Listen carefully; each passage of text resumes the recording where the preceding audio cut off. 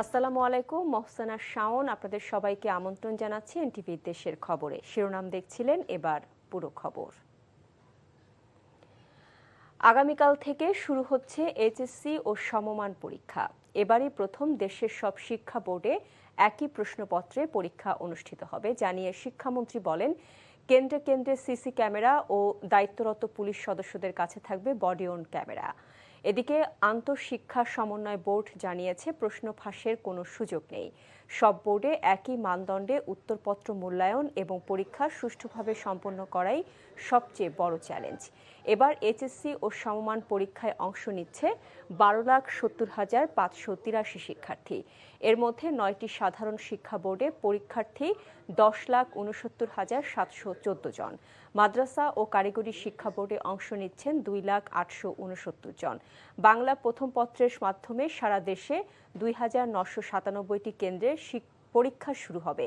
এর মধ্যে 145টি কেন্দ্রকে ঝুঁকিপূর্ণ হিসেবে চিহ্নিত করা হয়েছে। থাকবেন এবং আইন শৃঙ্খলা পরিস্থিতির জন্য নিয়ন্ত্রণ থাকে, সেই জন্য আমরা এটা নতুন ইনক্লুড করেছি। এসএসসি পরীক্ষার ডেট আমরা অনেক আগে ঘোষণা করেছি স্টেক হোল্ডারদের সাথে আলাপ করে, এবং তারপর আমি বলেছিলাম যদি স্টেক হোল্ডারদের ভিতর থেকে এটা নিয়ে আরও আমাদের রিকনসিলিয়েশন করব, কিন্তু আমরা দেখেছি সকলেই ওই ডেটে স্যাটিসফাইড। 2027-এর এসএসসি পরীক্ষা আমরা 7ই জানুয়ারি থেকে শুরু করছি। 3টি নতুন উপজেলা ও একটি থানা অনুমোদন দিয়েছে প্রশাসনিক পুনর্বিন্যাস সংক্রান্ত জাতীয় বাস্তবায়ন কমিটি নিকার। উপজেলা 3টি হল চট্টগ্রামের ফটিকছড়ি উত্তর, কুমিল্লার বাংরা ও ময়মনসিংহের দক্ষিণ গফরগাঁও। একটি নতুন থানা হচ্ছে চট্টগ্রামের হালদা। দুপুরে সচিবালয়ে মন্ত্রিপরিষদ বিভাগের জনপ্রশাসন সভা কক্ষে প্রধানমন্ত্রী তারেক রহমানের সভাপতিত্বে নিকার 121তম বৈঠকে এই অনুমোদন দেওয়া হয়। এছাড়া রাজধানী উন্নয়ন কর্তৃপক্ষের আওতাধীন পূর্বাঞ্চল নতুন শহর প্রকল্প এলাকার নারায়ণগঞ্জ এবং গাজীপুর জেলা প্রকল্পের অংশগুলো ঢাকায় অন্তর্ভুক্ত করার সিদ্ধান্ত হয়েছে। নিকার প্রস্তাব অনুযায়ী চট্টগ্রাম জেলার ফটিকছড়ি উপজেলার 6টি ইউনিয়ন নিয়ে ফটিকছড়ি উত্তর উপজেলা, কুমিল্লা জেলার মুরাদনগর উপজেলাকে ভাগ করে বাংরা এবং ময়মনসিংহ জেলার গফরগাঁও উপজেলার পাগলা থানার 8টি ইউনিয়ন নিয়ে দক্ষিণ গফরগাঁও উপজেলার অনুমোদন দেওয়া হয়েছে। আর চট্টগ্রামের হাটহাজারী থানাকে বিভক্ত করে গঠন করা হয়েছে হালদা থানা। এরপর ঢাকা দক্ষিণ সিটি কর্পোরেশনের সড়ক ব্যবস্থাপনা ও আগামীর পরিকল্পনা নিয়ে প্রধানমন্ত্রীর সাথে বৈঠক করেন কর্পোরেশনের প্রশাসক আব্দুস সালাম সহ কর্মকর্তারা। এদিকে গণ অভ্যুত্থানে শহীদদের প্রতি গভীর শ্রদ্ধা জানাতে জুলাইয়ের প্রথম প্রহরে চট্টগ্রাম বিশ্ববিদ্যালয় কেন্দ্রীয় শহীদ মিনারে মোমবাতি প্রজ্বলন কর্মসূচি পালন করেছে বিশ্ববিদ্যালয়ের শাখা ছাত্রদল।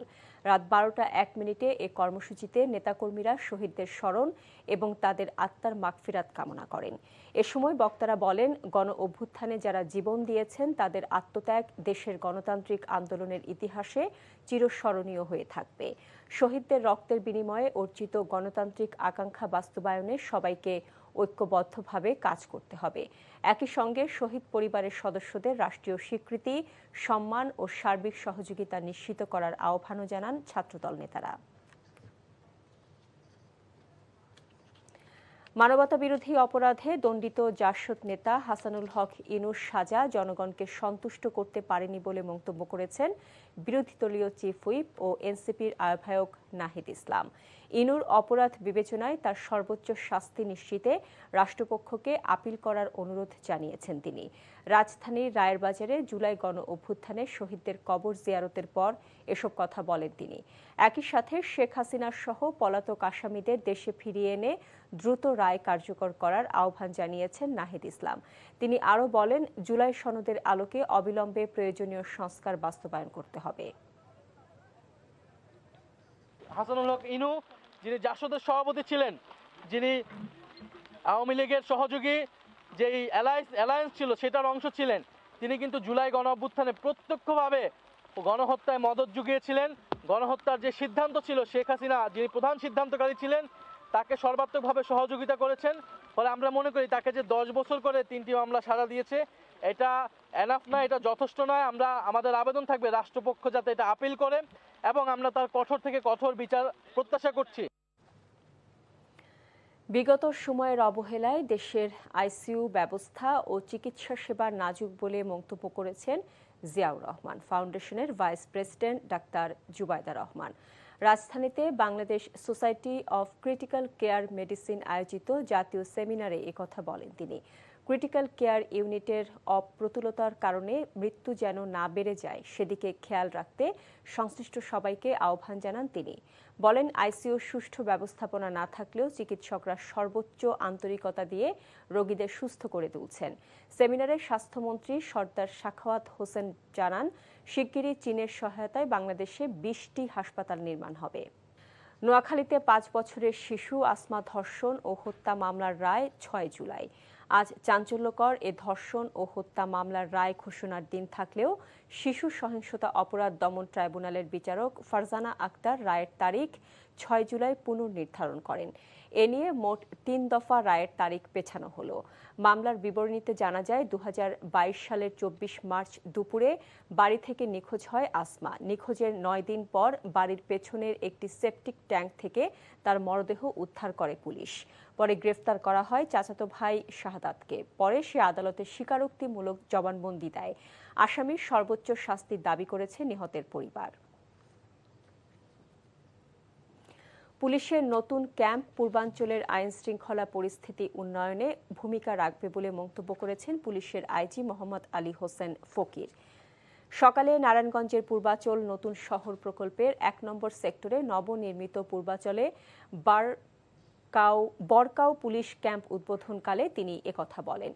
আইজিপি বলেন, আগামী 2 মাসের মধ্যে নির্মাণাধীন পুলিশ ক্যাম্পের কার্যক্রমও চালু করা হবে। এর ফলে ডিএমপির কার্যক্রম পূর্বাচল পর্যন্ত সম্প্রসারিত হবে। DMP commissioner Moseley Ahmed RAJUK এবং পুলিশের ঊর্ধ্বতন কর্মকর্তারা এ সময় উপস্থিত ছিলেন। পূর্বাচল পুলিশ ক্যাম্প স্থাপন এই প্রকল্পের উন্নয়ন কার্যক্রমকে আরও বেগবান করবে। পুলিশের অবস্থান ও তৎপরতা জনমনে আস্থা ও নির্ভরতার জায়গা তৈরি করবে। প্রাথমিক পর্যায়ে পূর্বাচলে 2টি পুলিশ ক্যাম্প স্থাপিত হবে। তার একটি বরকাও পূর্বাচল পুলিশ ক্যাম্প 1 নং সেক্টরে, যেটি আমরা আজকে উদ্বোধন করলাম। অন্যটি প্রস্তাবিত কোশি থানা এলাকায় কোশি পুলিশ ক্যাম্প, যার নির্মাণ কাজ চলমান রয়েছে। চট্টগ্রাম বন্দরে বিদায়ী অর্থ বছরে 35,18,841টি TEUS কন্টেনার ও 13,77,35,191 টন কার্গো হ্যান্ডেলিংয়ের রেকর্ড হয়েছে। আগের অর্থ বছরে যা ছিল 32,96,067 TEUS। এক্ষেত্রে প্রবৃদ্ধি হয়েছে 6.76%। একই সাথে কন্টেনার জাহাজের গড় অবস্থান সময় কমে দাঁড়িয়েছে 2.38 দিনে। বন্দর কর্তৃপক্ষ জানিয়েছে, দেশের আমদানি রপ্তানির 92% পরিবহন হয় চট্টগ্রাম বন্দর দিয়ে।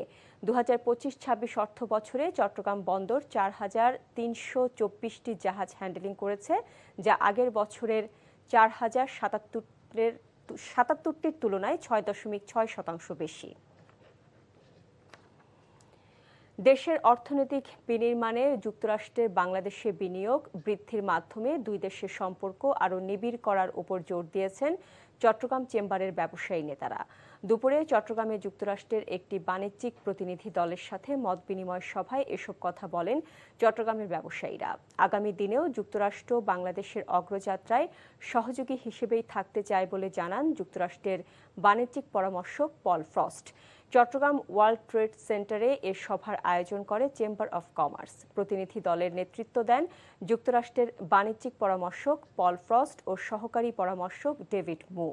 বাংলাদেশের ব্যবসায়ী নেতৃবৃন্দের সাথে মত বিনিময় সভায় চট্টগ্রাম চেম্বার সভাপতি আমিরুল হক, ব্যবসায়ী SM আবু তৈয়ব, সালমান ইস্পাহানি। এর আগে চট্টগ্রাম চেম্বারে যুক্তরাষ্ট্রের 250 বছর পূর্তিতে কেক কাটেন 2 দেশের ব্যবসায়ী এবং বিনিয়োগকারীরা। এই ছিল দেশের খবরে। এই খবরের ভিডিও সহ আপডেট জানতে ভিজিট করুন NTV অনলাইন www.ntvpd.com। এছাড়াও NTV জনপ্রিয় সব অনুষ্ঠান ও খবরের আপডেট জানতে ভিজিট করুন আমাদের ইউটিউব ও ভেরিফাইড ফেসবুক পেজ। 6টায় ইভিনিং নিউজ দেখার আমন্ত্রণ রইল। এতক্ষণ সাথে থাকার জন্য সবাইকে ধন্যবাদ।